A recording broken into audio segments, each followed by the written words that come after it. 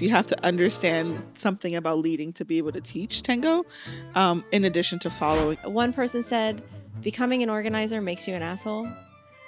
You know who you are if you're listening, probably not listening. Everyone who has an internet connection gets their own little soapbox that they can say whatever they want and just throw it out there. Welcome back, everybody, to episode number, who knows? We've been doing so many of these now that they just all blend together. 1 million. We are in the correct order. John. Amanda. Melody. Because we are the VTS Jam team. We're workshopping it still. And we do have a special guest with us today, and they are my beautiful Crocs, which I know so many people have expressed how much they love the color and the style. Today is a no sock day for me. I couldn't find and I couldn't reach, so it is what it is. That's fair. Okay, so today we're touching on a very sensitive topic, but something I'm very excited about. Amanda's topic. I selected this topic, by the way. We're trying to split the work. No, and this also came, we had someone ask us a question as well. A very wonderful person thoughtfully asked us like a slew of questions that we thought it was time to touch on it, especially as we are building an entire school from the ground up. And the idea is around local teachers, and not so much why do communities feel the needs to grow local teachers, but how do you grow local teachers? What are some of the pain points around that? When does it reach? When is it helpful? When is it not helpful, if at all? And how do we just think about making this a better experience? Because at the end of the day, we don't have a high surplus of, let's say, qualified teachers in the sense of people who are trained to teach. Yeah. And trained to teach in Tango, which are two separate things. So, and at the same time, you want to grow your community, someone's got to step up to the plate and start introducing new people to Tango, right? And I think there can be a lot of judgments around that. Oh, that's putting it lightly. A lot of judgments. So we kind of want to touch on that. But yeah, maybe I can get started because I can talk about my Tango journey. Yeah, absolutely. I felt very much in the beginning, like in the beginning, it started off as assisting another teacher, another well-established teacher in class. And then over time, I got to say more and more in the class. And then over time, my community at the time in Cleveland was like, we need more Tango teachers. And I was like, hey, I'm willing to step up to the plate. I really enjoy learning more about Tango through the teaching lens. But that had to, that was very much a growing experience, and I could only teach what I knew, which is not enough to, let's assume one is a good dancer. It's not enough to be a good dancer, right? To be a good teacher. Yes. You can always translate from one to the other. Yeah. So that also was like acknowledging like this is a limit of what I can. And the way that you learn doesn't mean everybody is going to learn that way, right? Exactly. Yeah. Exactly. And then over time, I moved to DC and I was able to like join Tango Mercurio and be a little bit more of like an official, not just a teacher, but an artistic director and guiding the curriculum. And I'm working with other teachers to have like a cohesive plan. And that sort of got me here now where I am gung-ho. I want to develop my own curriculum, school, and that's how we all came together to create Vienna Tango School. And yeah, it's an ever-growing process. You have to keep learning. But there's a lot of challenges and self-doubt along the way that we kind of wanted to touch on. But I'll give you guys a moment to share your journey coming into Tango as teachers. My turn? Okay. So I've been dancing for a while, and I didn't really ever think too hard about teaching. I assisted, obviously, in a bunch of classes. Like I started at Cornell, and at the time, the teacher I started with, he started teaching classes at Cornell. He asked me to like help out with his class a couple of times. There was a very small handful of times when another community asked me and my partner at the time to go teach for them, like just one-off classes here and there. So, very, very limited experience coming into it. And there's definitely, for me, personally, I can't speak for anybody else. There's definitely a sense of my own confidence and the ability to communicate how to move in tango. I mean, it's all, so much of it is muscle memory at this point, but to be able to explain it in a way for someone who hasn't danced or is not a dancer, oftentimes are beginners or not dancers, right? That's very challenging and definitely a very different skill set. Definitely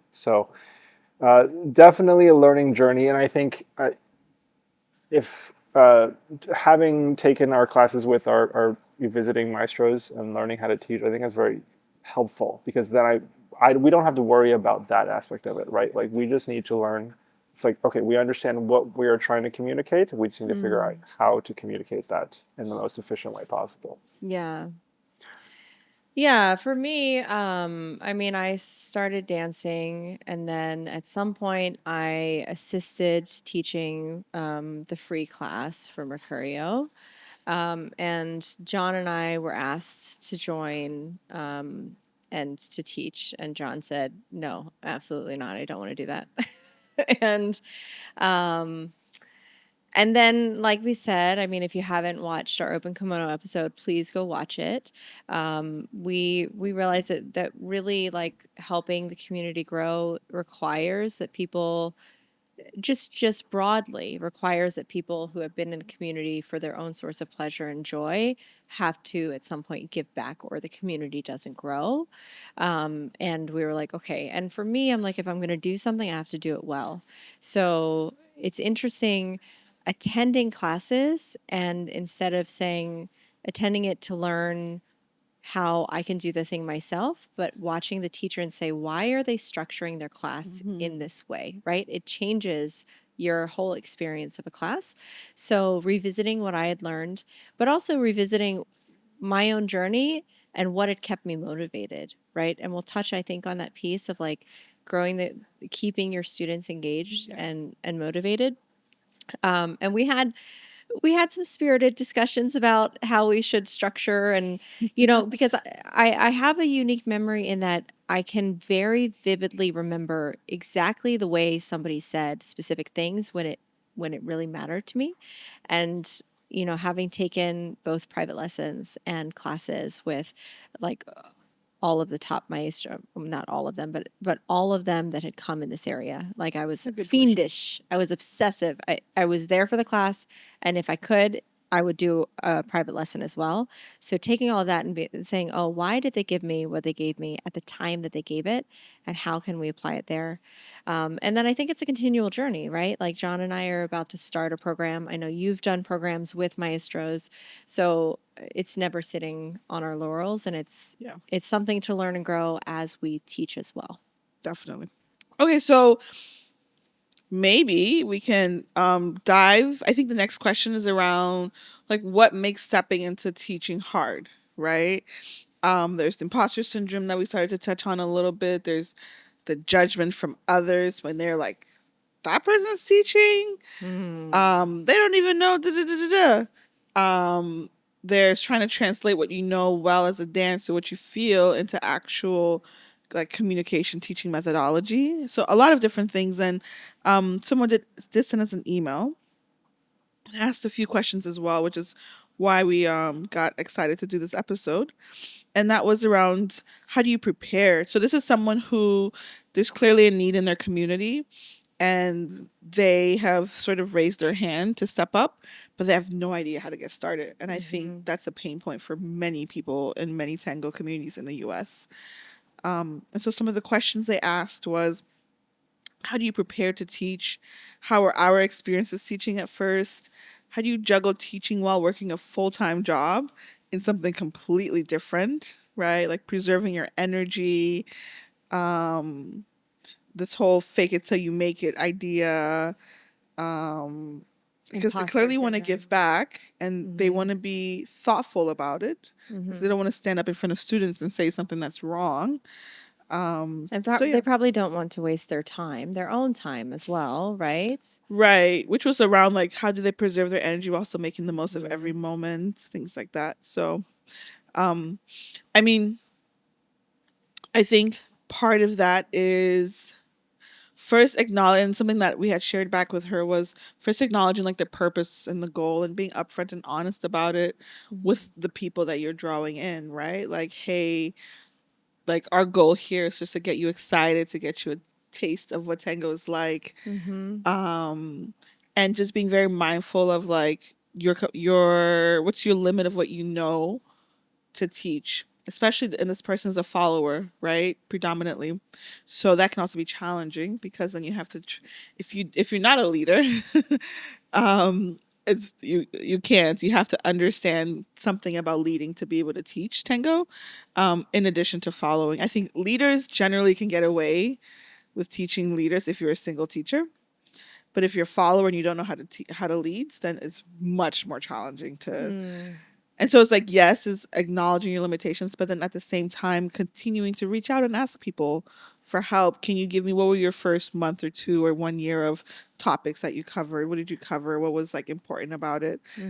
Just to get started. And I don't think it's wrong. I know some people get very judgmental in the sense of like, you're going to teach people wrong things. And we all learn wrong things in the beginning too.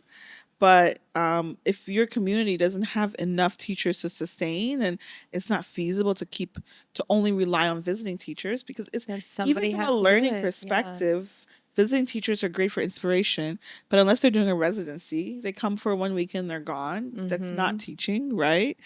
But So yeah, there's a really important component too, in developing mastery in a skill. It is first that you have to learn the skill, then you must do the skill, and actually the last piece of mastery is teaching it, because until that point you don't dissect right. why you're able to do it.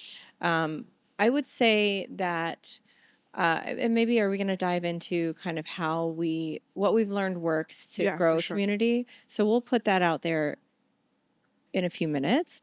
But even understanding why you're doing the things you're doing, that is its own growth journey in itself. Yeah. And I think there are resources out there. There are maestros that will teach you how Yep. to teach, Yep. right? Some won't. And this is a little tricky. Like if you have a community where they are in a scarcity mindset, maybe they'll be very guarded with why they teach the way that they do. Don't let that discourage you. There are people that will share and be very Yeah. open, right? So I think you have to seek it and understand that going through that educational system that you did as a student is different than going through as someone who's trying to prime themselves to teach. So maybe go back into class as well yourself. You have to. Yeah, Yeah. definitely. So I do want to add, first and foremost, you're getting into something that is it's very difficult. So give yourself ample amount of leeway. It's okay to not be perfect. You're gonna Yes. probably give wrong information often, and that's okay. It's just all part of the journey.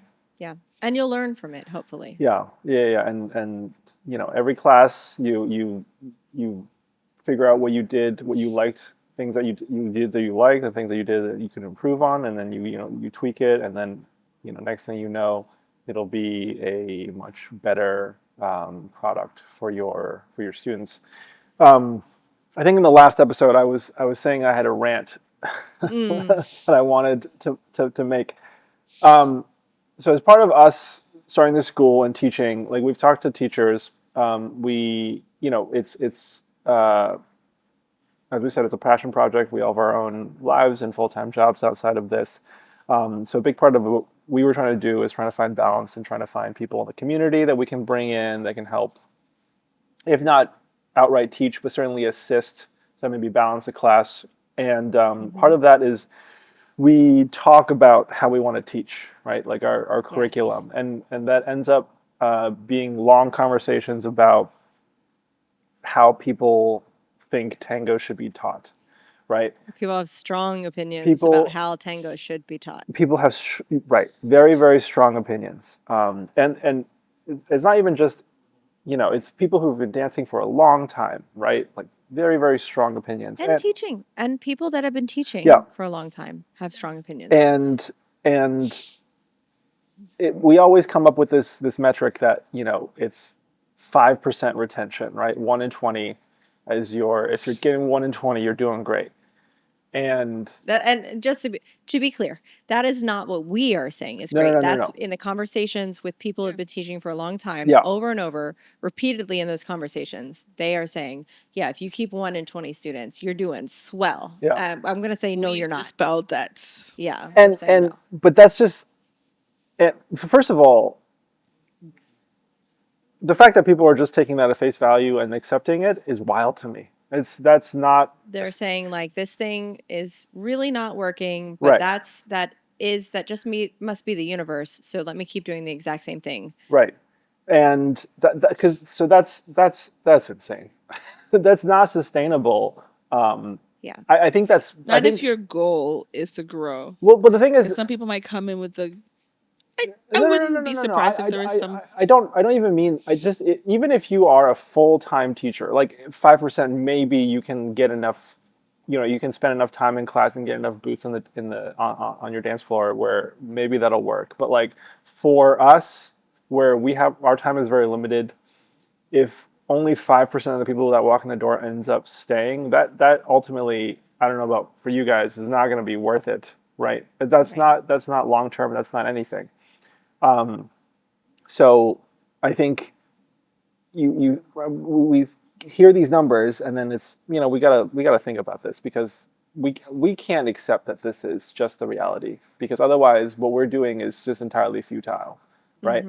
And so I think, like we said, right, there are meisters out there who do this professionally, who approach this very scientifically and have achieved results much better, but that requires rethinking how we teach, how people learn, and what this is, right? Like our student Chris says, this is recreation. This is supposed to be fun, right? Nobody, like, yes, in an ideal world, right? Everyone's like, tango's a walk. It's a walking dance. Everyone just wants to teach the walk for like 5 years or whatever it is, right? But that's not fun for anybody. No one wants to walk in the door. It's like, all right, for the next 5 years, we're just going to be walking for an hour every week until you get it right. Like, no one's going to stick around for that, right? No one's going to pay money and spend their like precious money that they work for, precious time, and to do that. So I think you need to. We are forced to evaluate how we keep people, and we can't accept the status quo. Yeah. Right. Well, and in that equation, if you're retaining 1 out of 20, you have to constantly recruit 19 more dancers every month, every 2 months. And that means you're either spending money, real money that you're earning. Well, you're not earning it from your one student that's staying, right? So your own money to get people in, or your time, which is just as valuable. And it's just not sustainable. I think when I had the aha moment was a lot of the people that we reached out to tend to have a more semester, quarterly, or yearly cycle where you have your large influx at the beginning of a semester or a quarter or a year, and then the matriculation of people throughout that year. Then by the end, they get to a certain amount. So from that perspective, yes, you're going to lose a lot of people if you only pull in people at the very beginning of the start of your And measuring then units. you're putting all of your eggs in that start. Exactly. I think that's dangerous. Which is where I think we unlock that we had was, oh no, you need a monthly intake pool of people coming in, which complicates the levels down the line, but that's a much better equation to try to solve than, because we have 20 to 30 new people coming in every month, we're constantly able to maintain a steady flow. Yes. Versus if we only did one intro series, like let's say our semester starts in September, we end in December, we're going to lose people. So I think just shifting that mindset of having monthly recurring income of students was like a huge game changer for us, just to get people through the door. Yeah. But also too, like some of the factors I think that plays into it is, I'm sure there are people out there who do this for ego. And maybe for them, having a few people in the class is good to serve the sense of, I am this authority figure and I finally get to say how I want Tango to be. And maybe that's why they're satisfied with that. I don't know. But if your mindset, whether you're pay, whether it's your full-time profession or not, like us, if your mindset is no, I need a constant growing feed of people, I think you take more care, right? You tend to ask more questions, you tend to reach out to people more and figure out, what are you doing that works, what are you doing in this area that works? Right. Like, we reach out to people in the US and in Europe to figure out what's working for them and see how we can apply it to us. And that's like a huge game changer, I think, for feeling a little bit more ready and taking care in the when you are teaching, right? Because then the way you approach the students is, here's a way you can learn how to dance tango, and this is what we're teaching now because of XYZ reasons, and not Right. like this is the absolute truth. Right. But I do want to appreciate the fact that there is like how you structure a class to teach, which is like pure teaching methodology, has nothing to do with dancing. Right. Which I've relied on my husband, who's a teacher, a lot to like figure out. He's always like, you have to give them a little something extra to challenge them. So there's like the actual how to structure class.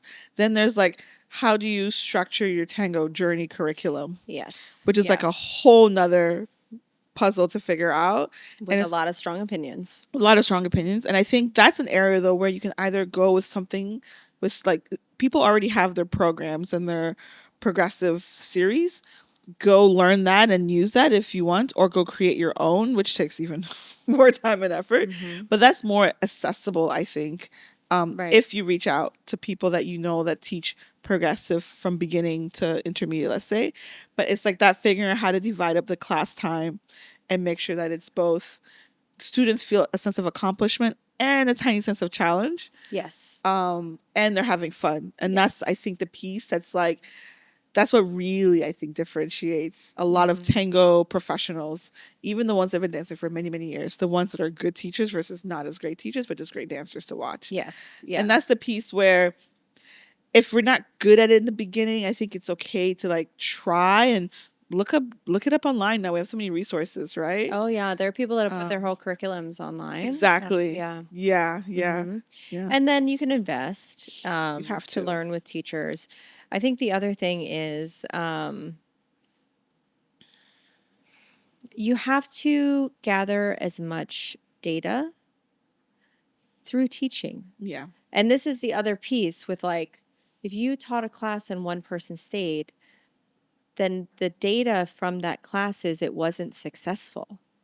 Maybe that one person goes on to be Chicho, sure, but still, you didn't grow your community. You didn't do the thing you did well. If you truly believe that people need what you have to give them, then it is on you to figure out how to get them to stay. Yeah. So you can really serve them, because them doing one series with you isn't really serving them. Yeah. Right. So, like, ultimately, when we structure it, and we had a lot of conversations about this intro series and like getting people in, how do we give them enough of a sense of accomplishment and give them enough tango and moments that they're going to say, aha, but also challenge them, but not challenge them too much so that they feel frustrated and walk away. And part of what we try to do is build some common language, so that when they do jump Yeah. into our progressive series, we're not starting from day zero. They already know how to cross, how to do the ochos, they understand the basic 8. We have all the same language to we can just start build. building Yes. off of, Yeah. which is also hard to fit all that in together. Yes.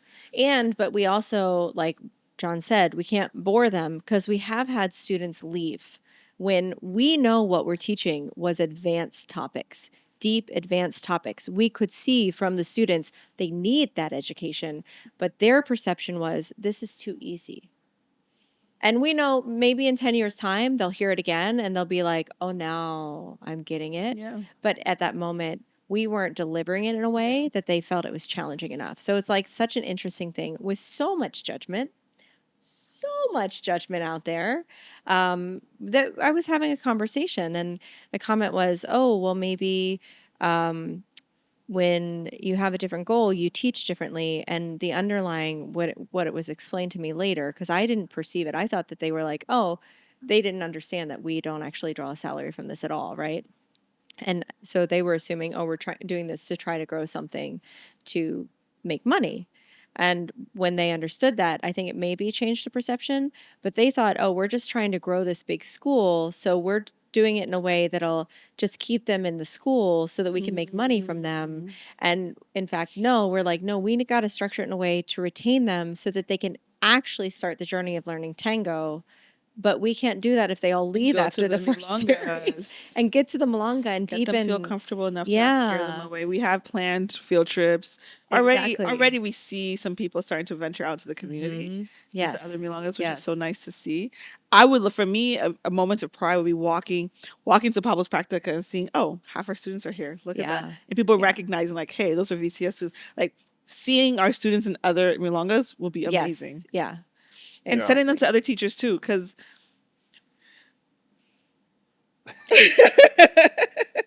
in a sense, like, it's good for a student to also build the ability to learn what makes sense and what doesn't.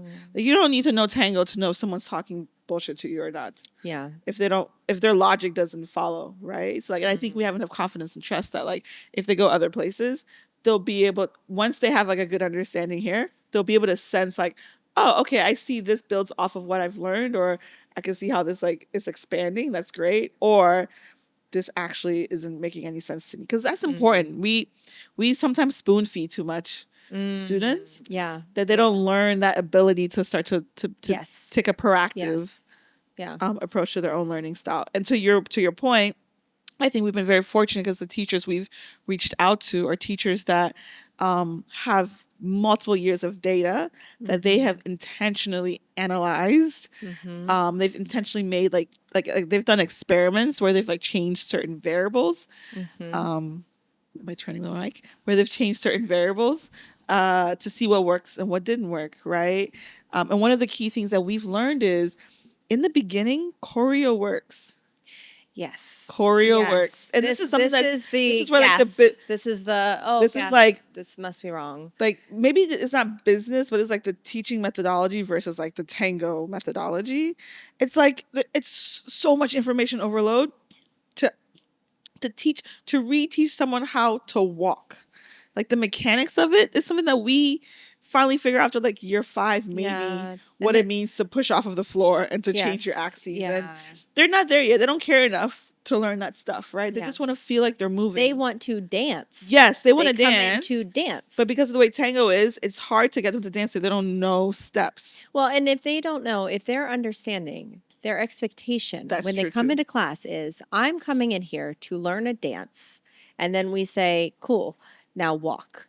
Right? It's not, we're not ready. They're not ready. Yeah, that's not ready. Right? So we found like, yes, choreo, so they have a shared understanding and can start moving together. Right. And immediately in the first class, what happens is they start at the end, they go, okay, but how do I lead it? And then we go like, yes. Yeah. Okay, I will say, so GP Giampiero, he said this to me once, and it's always stuck with me. He's like,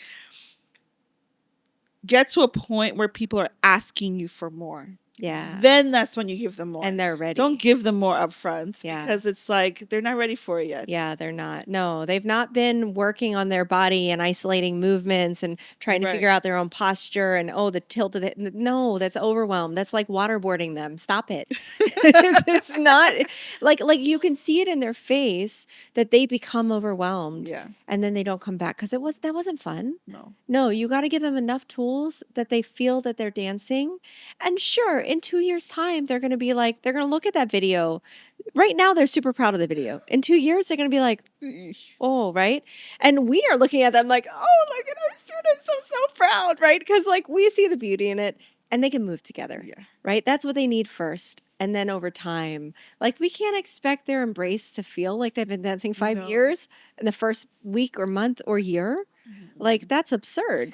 And especially where, I think because, so I can only imagine in a place like Buenos Aires or in Seoul or in Berlin or in Istanbul, where you have such a concentration of schools and milongas, and it's like infused, where your exposure once you enter is so much to tango that you can, like, it becomes part of your social norm. You go out almost every day. Yeah. Like, you have constant exposure. I can see where then you can take a little bit more time because you don't have to convince people so much to stay. They're kind of in the bubble Yeah. already. But like here, maybe you go out once a week, once a month. We don't have that sustained concentration of We dancing used to. and dancing community to like use that to then, so because of that, you have to do more work to get people Yeah. excited just long enough to just go to a weekly practica. Let's start there. Yes. Yeah. So Yeah. I think our dynamic in our area at least is kind of calls for that. So you kind of have to change your approach depending on the area that you're in. Yeah. Well, and so all right, we kind of Can we scroll? covered like growing local teachers.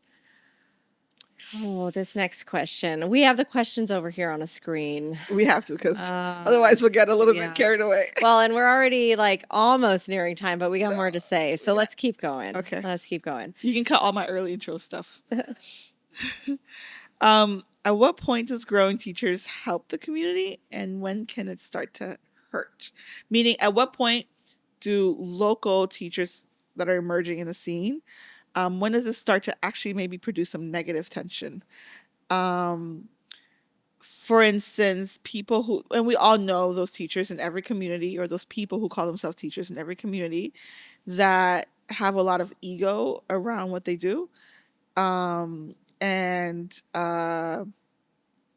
they tend to actually silo their students and keep their students just to them. Yeah, we have that here. In the And DC. that's where then I can see where, or they only say this is the only style and the only way to do this. Yes. Yeah. And a lot of times, sometimes I find, actually, sometimes I think there's a little bit of like a linear relationship between how social the teacher is as a dancer versus not. Because when you're very much a social dancer and you step into the role of teaching, you're constantly thinking about the realities of the dance and how it actually works on the dance floor. When you're not as much, you're just thinking purely on like form and like execution, but it doesn't translate to adapting to different partners because that's not like Yeah, where yeah, yeah. mentality is at the time. Yeah. Well, actually, one thing that Reno and Graciela said while they were here was when they are developing something new, they think they've unlocked some new level within their own dance. They work on it together first, and then they intentionally go out and do it with other people. Because sometimes when we're only dancing with certain people, we start to dance like each other. And it's only that we have learned that little language, but it actually doesn't work with everybody else. And I think that happens. I think it's interesting because like I said, I took lessons with everybody. No, there's not one tango. There are some are going to tell you got to be super upright and on your own. Some are going to say you have to have this beautiful, milonguero embrace. And like sometimes those concepts are Parts of it. opposites. Oh. No, they can be opposites of one another, right? And maybe sometimes, to me, there are beautiful places for each of them, right? And because There's slices of it your tango style, and as followers, we adapt to all of them. And it's part of why we go, oh, I want to dance with that one and not this one because that one is the one I much prefer, right? But I don't think it means one is right or one is wrong. And as a teacher, that's what I say. Like, that's not what we're going to learn right now. That's not the thing that applies right now. But right?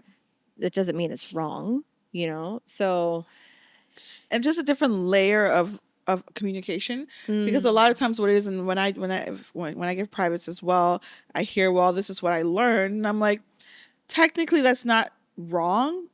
There's a more universal, deeper way you can think about it, so it applies more broadly and doesn't limit you. You don't only have to do it in this exact moment. So I think it's just learning that, becoming more refined and broadening your technique or whatever. That's when you start to hit like real truth and growth. But it's okay if you learn it just this way for now, until hopefully you find that person that will help expand your mind in a bit. But like, where else do we think is that, like, what are the characteristics that start to maybe make people that creates this sense of judgment, right? Because we do have people that we know, if we see them on the dance floor, we'd be like, what? And then we hear that they're teaching and we're like, what? Oh, I don't feel that way. How a lot of people say that. I don't have judgment for people when they say they're teaching. I think, you know what Ramu said to me once? He was like, somebody brought this up to him. They were like, well, aren't you like, why would they be teaching? And Ramu said, I wish there was a teacher at every metro stop. He says that. Right? And I agree with him. Like they don't have to all be teaching the right way. The point is that they get a seed planted and somebody comes into the Yeah. community, right? There are so many different ways to approach it that I don't think that there is one right way. And you know what? That person who's doing crazy wild things on the dance floor, that's going to resonate with somebody. So, okay, I feel like I definitely do judge people when I find out they teach, because I think it shows up. There's certain. I mean, I think we talked about this a little bit already. There's certain mindsets that show up in their students, right? Like I remember one person specifically. I was partnering with them in a workshop, and I was like, oh, clearly this person has a very narrow view of a very rigid view of what tango looks like and what tango is, and like these very specific rules that to me was kind of shocking. Maybe is the wrong word. It was like very, very rigid, and I was like, I could very easily, like, to me, I was like, I'm dancing a long time, I could very easily poke holes in like what they were saying, like what tango is. Like, well, no, we do this, and like this rule you're saying breaks. They were like, I don't want to get into the specifics, but it was very clear that like the way that they have been instructed was incredibly rigid and would not allow them to very easily integrate into the wider tango community like super easily. Like they would get dances, but people would be like, "Why are they doing it this way? Like that's really, you know." Sure. Well, and we have that here in this area as well. Yeah, absolutely. My point is just like as teachers, right? Like I'm trying to create a sense of exposing our students to the breadth that exists and allowing them to be adaptive, right? Like you say, like I know that we have that image of like our students going to our local events and seeing them at our practicas or other milongas. I don't think we're quite there yet, but the moment that they are there, we see them regularly at our local events, and our local dancers come up to us and be like, "Wow, your students are like they're like." I mean, they're clearly beginners, but they're like picking it up quickly. They have some solid fundamentals. That's the point where I'd be like, yes, whatever we're doing, it's working, right? Because ultimately that is the ultimate goal. It's the goal, right? Well, that they sure, integrate and can dance socially. But those students happen to see content we put out there to market, so they happen to come into our ecosystem, Yeah. right? Some of the students we have had didn't continue, right? Some of them went off to other teachers Sure. and preferred that style of dancing or Yep. that style of teaching. That's not invalid. That's okay. No. It's not invalid. I'm not trying to invalidate any other teacher's method. We can only control what happens like in our classes. And, Well, I just want to be really careful because even the person you danced with, yeah. I'm sure that person has a community where they share that same language, that same dialect, if you will. And even in Buenos Aires, I've not been, but I hear that people dance in different ways in different places. You go to this one, people dance this way. You go to that one, people dance in that way. And you go to the place where that's the way you want to dance. So, and I think that is okay. So that is okay, but shouldn't the goal for us to be able to expose our students to the widest array of experiences possible where they can adapt the most, right? We are doing that. Yes, we are doing that. But I think on the other students and other ecosystems that might not be as compatible. And there are definitely some studios in this area where they really can't go socially dance with other people because they're not being taught the same fundamentals. It is on those students to go. And if they go to a place and they see that everybody has this shared language and maybe they're not speaking exactly the same language, ultimately it's on that person to say, I wonder why. What could I do? Right? But that's the same. Unfortunately, though, what happens? Tango everywhere. Unfortunately, what happens is, those people think they're too good or nobody here dances with me, so I'm not coming back. Unfortunately, is what ends up happening. But if that's their mindset, that's our mindset across all things. So that's on them. And sure, like I agree. Like everyone, I mean, all these people they're adults. They need to be able to they have their own agency to make their own decisions. But they're still coming into a place where the teacher is supposedly the expert, right? And there's an amount of trust placed in that authority figure to guide them in a direction that hopefully the student thinks is in the student's best interests, right? And if psychologically we're not like if you're being siloed into a space in Tango, right? I think it's very difficult, if especially if that's the only thing you're exposed to even consider that maybe there's another world out there, right? As a student, just because that is the only thing you're exposed to. And I think as a teacher, it's beneficial for us to consider that, we need to be able to expose this I breadth. feel like where we're entering is the world of problem solving a little bit. So it's like what needs to be true, or what are like some good approaches, right? Because we've talked about like what makes it challenging, like why it's needed, what makes it challenging, and but maybe to carry on that part of the conversation a little more structurally, what can we do to actually help to support people who want to step up and help to grow the community as teachers, right? I don't like we have no official pathway to do that. There's a pathway to becoming a student and dancing socially.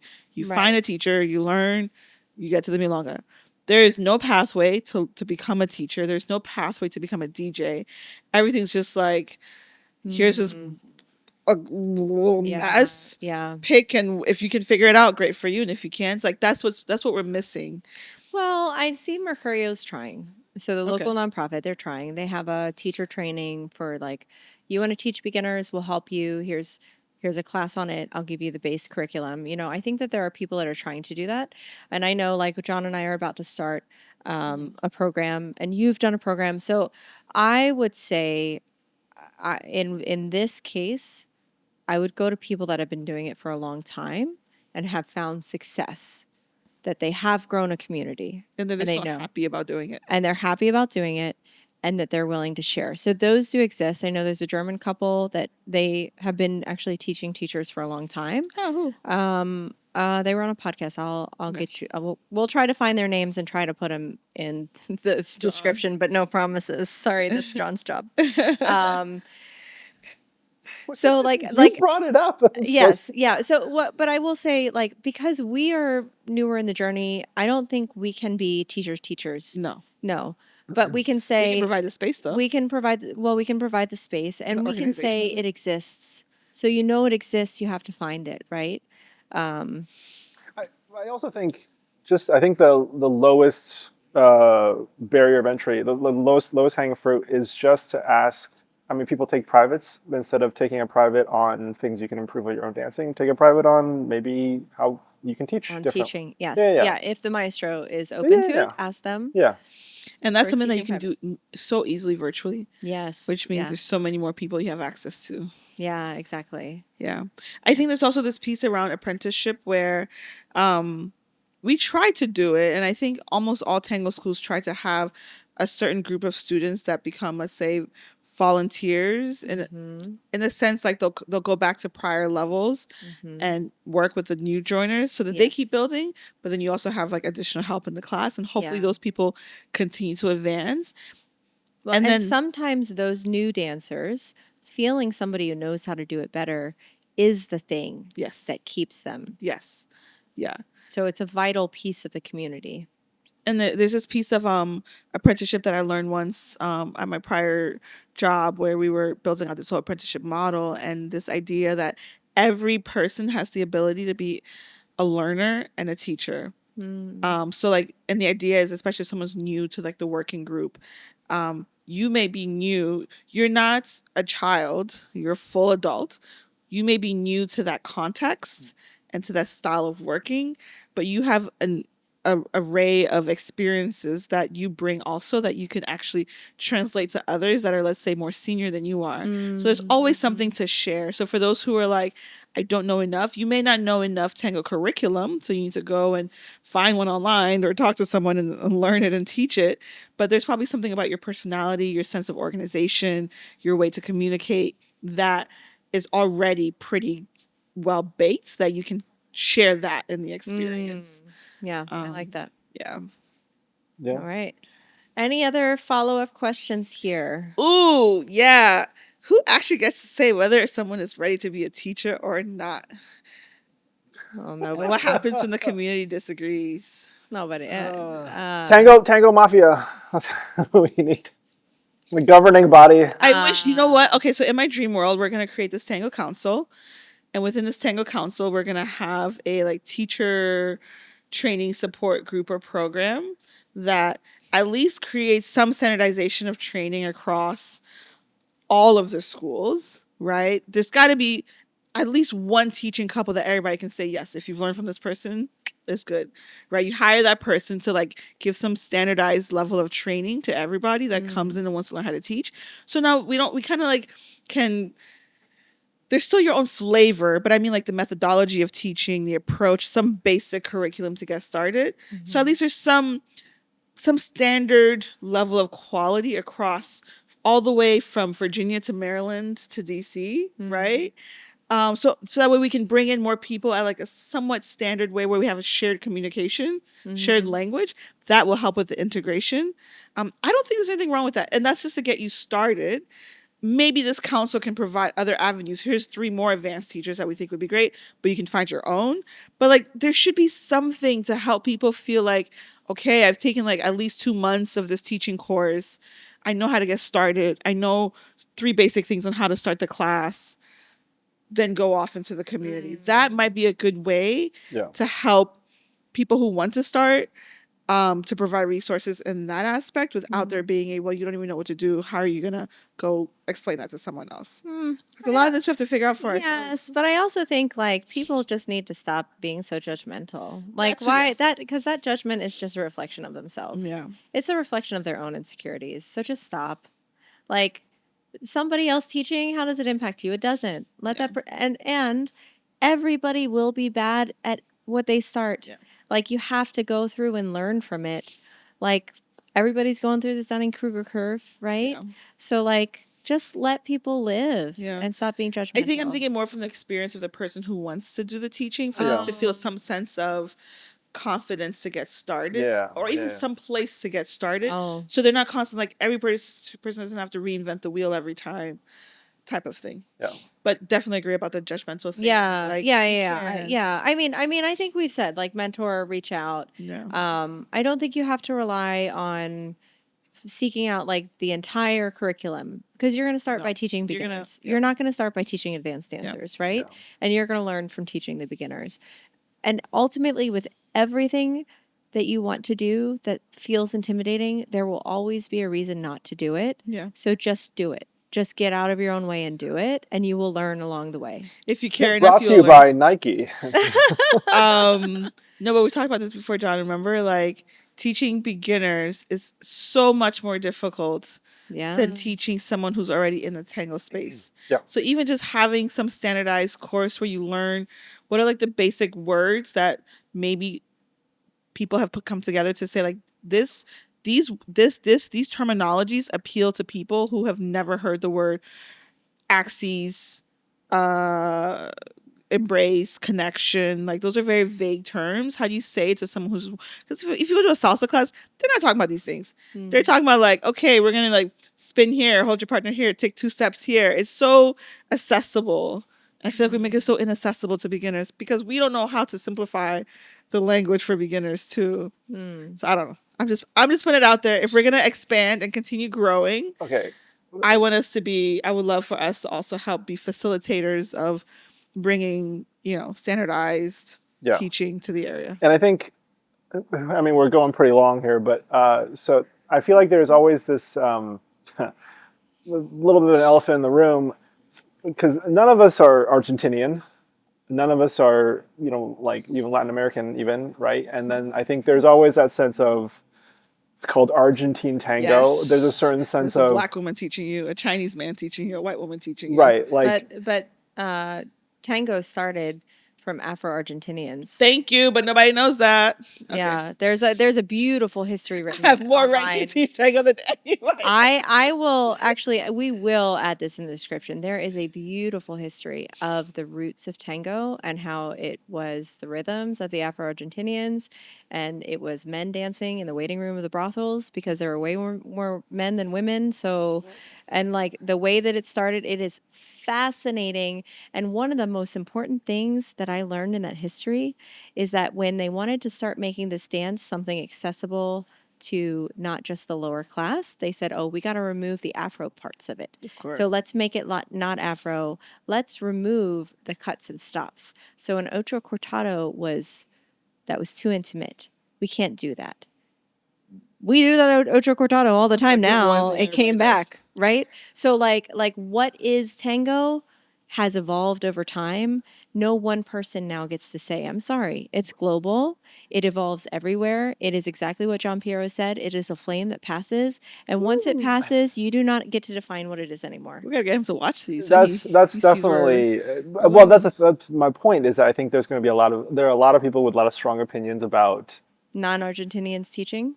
yes, there's being some sense of that topic. Even some sense of Argentinians have different ideas of what tango is, No, and there will always be somebody clutching their pearls Right. about how it's changed and evolved. right. So again, just to emphasize the point that like there's going to be a judgment for anything, any and all things, and it's just Who cares? it's noise, right? It's cares? just noise. But it's not just noise, because it creates a certain sentiments that can harm the community more than it can help it. Okay. When you have a platform and you speak and you share these very negative perspectives, as if you don't learn it from the people who were teaching you back in the 80s in the specific Milonga and Buenos Aires, then you don't know tango. Like, come on. Like, don't shit on the rest of us. Or if there's no close embrace, it's bullshit. It's interesting because I will say when I started and being crazy and nuevo and Chicho and Juana, nobody is going to call that bullshit. I'm sorry. It is beautiful. It is connection. It is a work of art. And I certainly didn't see Chicho and Juana dancing crazy nuevo style in the video that said, this is art and this is bullshit. So I'll call it out. I think But they want to come here to make the money, podiums. right? Because Yes. they know they can make money. But then, You know what? I know I'm gonna stick. but I my will guns. also call out all the Argentines who come here and say what we dance here is bullshit, because you guys come here. You can do better when you come here. Then but you teach us don't. better. Teach us better. To help us build our teaching community too. Don't come here and shit on us and then take the money and then go back home. Like, no, you cannot charge the same prices that you charge here that you do back at home. There's a reason why you're coming to the US and to Europe, but Yeah. yet you're quick to say what we're doing in the US and in Europe is shit. So Are we seeing this? It's getting real spicy. I'm in here. sorry. Oof, I just had to get that off my No, chest. For a second. I also think that like we live in the world that we live in, like, and everyone who has an internet connection gets their own little soapbox that they can say whatever they want and just throw it out there, Yeah, right? just stop And with the there's judgment, but guys. that's why I'm saying like, yes, it can be negative, but in the end of the day, I still think it's noise, just because it becomes so ubiquitous. Everyone has this little voice that they feel like they need to exercise. Well, I rolled my eyes at that one, and I will roll my eyes. I mean, my own friends know and it is sure it is human nature to see something and be like, they're teaching. We have to recognize in ourselves that that is a reflection of our own interior, and to question it and say, you know what, that person did not deserve that. I can do better. And I think in all cases, when we're being judgmental like that, and I'm guilty as well, I have been judgmental, but I do try to stop myself. And my friends will tell you, when I hear it, I go, stop. We don't need to be judgmental like this. We can lift each other up. We do not have to tear each other down. Ooh, say that one more time. say it louder to the mic. We can lift each other up. We do not have to tear each other down. Like, truly, I believe this. Are any Argentinian couples that want to come here after this episode? Yeah, the ones who care. Yeah. Yeah. Yeah.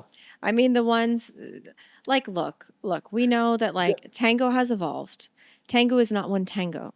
There is tango nuevo, there's milonguero, there's salon, there's what you dance to do a competition. You're not getting up there and doing nuevo, right? Like, it doesn't invalidate any of them. Yeah. There is tango escenario. I don't want to dance escenario, but I don't have to sit there and crap on it, right? That's a beautiful artwork that people put a lot of work into. Yeah. And some of them are going to be better than others, and that's totally fine, right? Like, just stop with the judgment, guys. Just like what one person said, becoming an organizer makes you an asshole. You know who you are if you're listening, probably not listening. I don't think it has to make you an asshole. Just choose not to be. Heard it right here on VTS. Staying grounded. Yes. Oh, jeez. John is not feeling very comfortable. I gotta edit this, guys. Okay, Keep it all in. Hey, you can keep everything I'm saying in. I will. Whoever has a problem, come call me up. Yeah. 555. You know what? You want to actually, if you want to judge professionals in the industry, come talk about it on our podcast, please. This is an open invitation. I would love to have a conversation around it. Would love it. Oh God. Yeah. Okay, we digressed. Well, no. How do we lift each other up? How do we have more local teachers? We don't do it by putting out negative rhetoric online for sure. We don't do it by judgment. We do it by helping each other, by identifying what people are doing that's doing it well. Or even if you do see something and you're like, oh, judgmental, if that person is a friend or a colleague, why aren't you having conversations Directly with with them. Yeah. Yeah, and not to tear them down, but be like, hey, I'm curious why you're doing that thing. Yeah. Have a little curiosity. Yeah. Have a conversation. All right, just be better humans. Make a connection. Talk to each other. Right. Yeah, like it's So community. can we start the Tango Council or no? Sure, we can start the Tango Okay, Council. So, That's what I wanted to know. oh, okay. All right, guys. We will have a website out. You can apply to be on the Tango Council. Amanda, it's going on your to-do list. Let me get the other ones done first. Okay, Let me all get right. the other ones done So, first. all right, this one's gone fully off the rails. Before we say something we truly regret. I don't say I stand things by I it. regret. I stand by it. No. Just be a good person. I do. You know what? Can I leave with this? Yeah. I'm going to give a plug for Rotary. One of the reasons I joined, I love Rotary. It is a nonprofit organization that just exists to help like fund charities and do good work. And there are 4 rules in all the things we think, say, and do. Is it the truth? Will it build goodwill and better friendships? Is it beneficial to all concerned? And is it fair to all concerned? Like, if nothing else, just keep those 4 things in your head. And just like maybe don't call other people's art and their career and their work bullshit. That's it. Even if they're local people starting up and they don't know what they're doing, they're trying. Offer advice instead of negativity. Yeah. All right. Shall we take it out? Let's like and subscribe for more non-judgmental content.